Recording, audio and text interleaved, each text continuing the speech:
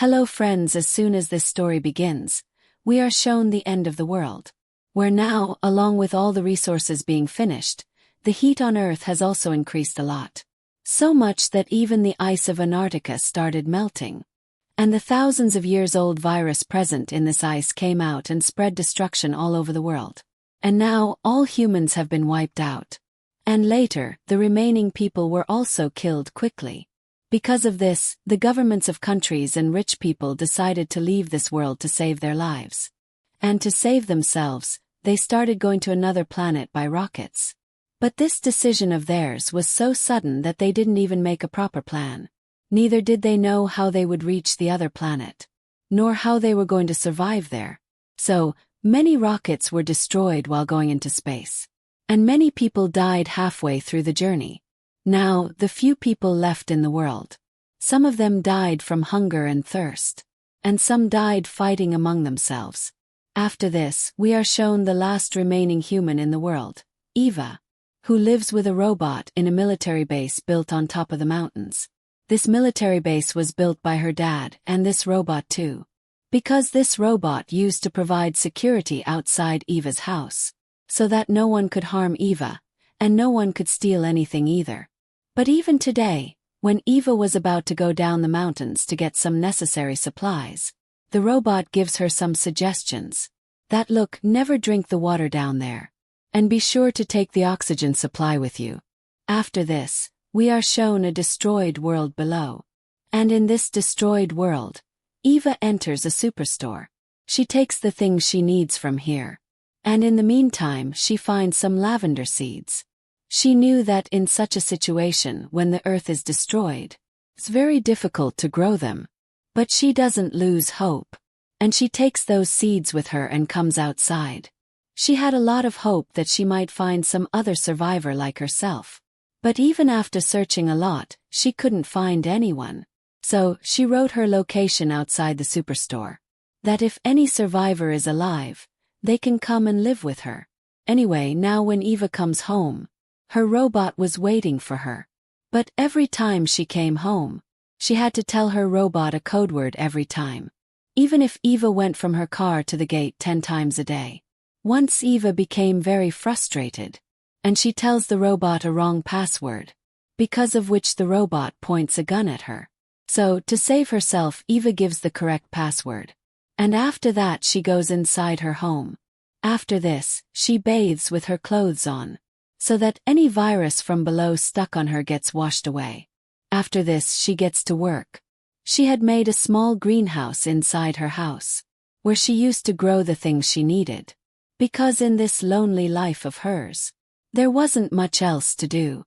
She would bring stuff for herself, collect her own supplies, and even create energy for herself. These days, she was installing solar at her house, so that there would be no shortage of energy. And Eva used to do all this work alone, while her robot used to roam around the house and guard it. While working, Eva, to entertain herself, starts joking around with the robot. But this was just an AI. How could it understand jokes and fun? Anyway, now here Eva proposes marriage to the robot. And the robot starts telling her the definition of marriage. It says that a robot and a human can never get married. To which Eva said, "Then what will happen to me? Apart from you, I don't have anyone else."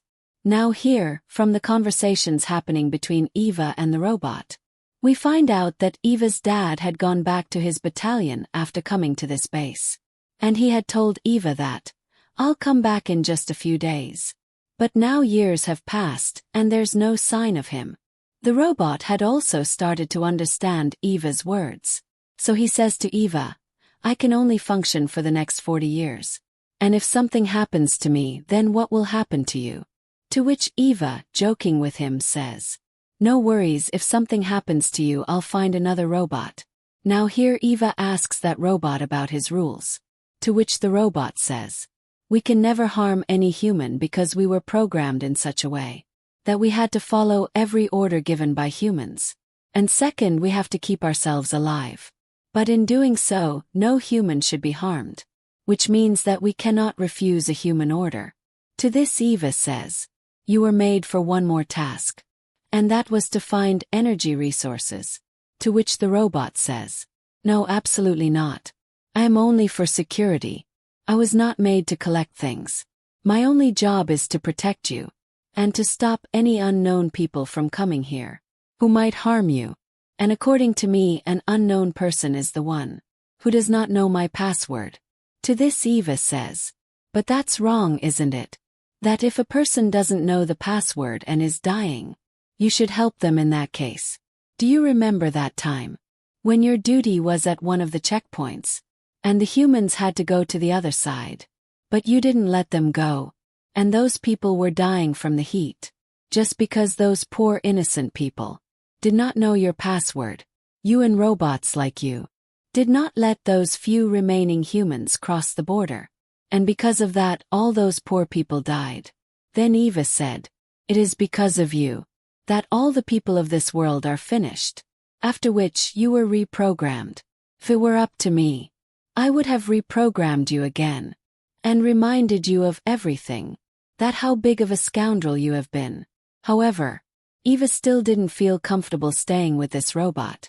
She still always remained scared this way. But she couldn't shut him down either, because all the work had been assigned to this robot by her dad. Now Christmas was about to come, and Eva asked the robot, "Do you want any gift for Christmas?" To this, the robot reminds her, "We don't take gifts." On this, Eva again remembered her life. That after all, she was living with an emotionless robot. What expectations could be kept from him? In the end, Eva said, "Alright, even if you're a robot, but at least you can pretend to be human, right?" Anyway, now in the evening, that robot comes to Eva and says to her, "Alright, if you really want to give me a gift, then gift me an eye, so that I can see everything." To this Eva said, "Yes, actually the idea isn't bad. This can be thought about." The next morning, we see that Eva was about to go down again to get an artificial tree, because now in this world all real trees had died, because she had to decorate a tree for Christmas. Before going down, the robot again gave her the same.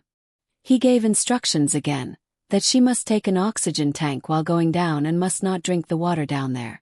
Finally, after this, when Eva comes back with all her supplies, now she had to go inside the house.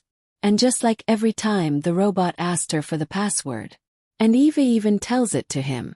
But even then, the robot pointed a gun at her, 'cause Eva gave him the wrong password. And this robot's password used to renew every 3 months. And the new password was in Eva's dad's journal, because he was the one who had set them, since all the passwords were in that diary of her dad. And she could only see that diary when she got inside the house. But this wretched robot wasn't letting her go in. That's why Eva started pleading with the robot. "Look, let me go inside. I'll tell you the password once I get in." But the robot had no feelings inside. And Eva was extremely thirsty. She spoke out every password she could remember, but all of them were wrong. Now Eva tries to explain to the robot, "Look, friend, I am the last human left in this world. And you were brought here for my protection. So please just for 1 minute let me go inside. I'll go in and tell you the password." But the robot wasn't ready to listen to a single thing she said. So Eva sat down a little far away. She thought that once the robot got distracted after a while, she would immediately rush inside. And when she tried to do that, the robot came from the side and pointed a gun at her, which meant that doing this was not safe for her either. Which meant that now she was left longing just to get back inside her own home. A little while later, Eva comes to the robot with a new idea. She says, "Let me go inside. I need an axe, because I need to cut down trees." The robot says to her, "But there are no living trees left in this world now. So why do you need an axe?" Now, even though this robot remembered everything, but Eva too, still this poor robot was helpless because of its programming, because anyone who didn't give it the password was unknown to this robot, and it could never allow that person to go inside, even though it remembered Eva well. But until she told it the password, she couldn't go in either. Once again, Eva started begging in front of him like a human. She started pleading with him and said, "I'll look into the journal and tell you your password." But the robot was not ready to listen to anything. Eva says, "All right then, do one thing, you come with me. Follow me. And when I look at the password and tell you, and if I don't tell you the correct one, then you can go ahead and kill me." To this the robot said, "Our job is to protect humans, not to kill them. And I can only kill those humans who are a threat to me or who are unknown." Eva, after seeing the behavior of this robot, now even stopped trying. And she spent the entire night outside her camp. She thought that the night, Eva quietly went back inside her camp. But even at night, that robot hadn't moved from its place. The next morning, Eva was extremely hungry. Now she had to go inside at any cost. So she came up with a new idea. She wore her clothes, covered her face, and went to the robot. She told the robot, "I am a refugee, and I need your help." She told the robot that, according to robot rules, you must help me. Any refugee can easily take shelter at another place if they are in danger in their own country. To this the robot asked, "Okay, so what kind of refugee are you? Disaster refugee or political refugee?" Eva knew that disaster refugees don't need to go to other countries. So Eva said, "I'm a political refugee," meaning that she came from a country where there is war. To this the robot replied, "All right, I'll accept your words. But you'll have to come from the back, because I want to scan you completely." So Eva agreed and went to the back. But when she came back, she changed her appearance again to look like Eva. And this became her mistake. When the robot scanned her appearance, it didn't find her to be a refugee. So the robot again refused to give her shelter. The third time, Eva came in front of the robot in her real appearance. As soon as the robot saw her, it said, "A little while ago, an unknown person and a refugee came here." She got frustrated and started walking away. Seeing her like that, the robot took pity and said, "There is a power plant up ahead. There might be a human there, because I often sense movement from that place. And if there are humans, there will definitely be food and water too." So without thinking further, Eva headed toward that place. Her oxygen cylinder now had very little oxygen left. The remaining cylinders were inside her house. But still she kept going toward that power plant. It was very deep, and it took Eva a lot of time to climb down into it. The good part was, once inside she found some water bottles. She quickly removed her oxygen cylinder, broke the door with an axe, and rushed inside. But once there, she saw that all the water bottles were empty. One more bad thing happened to Eva at that plant. Radiation was leaking out of it, which could harm her. And now it had started affecting her body. Using all the strength she had left, Eva somehow made her way back to her camp. And now the final plan in her mind was to kill the robot so she could go inside. To save her life, she drove her vehicle straight into the robot. But she realized that the robot was made of very strong metal. The collision caused her vehicle to catch fire. But nothing happened to the robot. The next morning, Eva's condition had worsened terribly. She had only a few breaths left. Before dying, she buried the lavender seeds she had into the ground, hoping that maybe someday they would grow. Seeing this, the robot came to her and gave her a report of everything that happened during the night. "Last night, an unknown person tried to kill me." Eva didn't pay attention to anything he was saying and kept asking him for water. But the robot said, "This place is under attack now, and I cannot abandon my duty." Because of dehydration and hunger, Eva started having hallucinations, things that weren't even happening to her. She saw herself dressed in nice clothes, in a good world. In the next hallucination, she saw her dad coming to give her water. But when she came to her senses, she saw it was just the robot in front of her, still asking for the password. But now, Eva didn't even have the strength to speak. The robot said to her, If you die, my password will automatically reset. Eva didn't respond to him. She doesn't give it and instead makes her final wish. That after I die, keep watering my lavender seeds.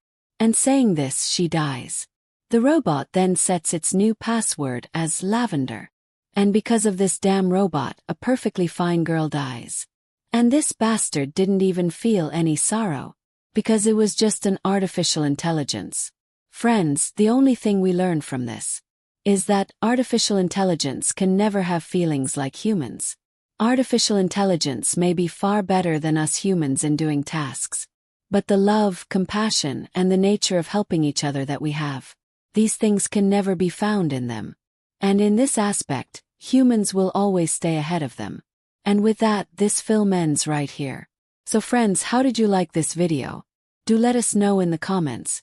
By the way, friends, even I found the ending of this film really upsetting.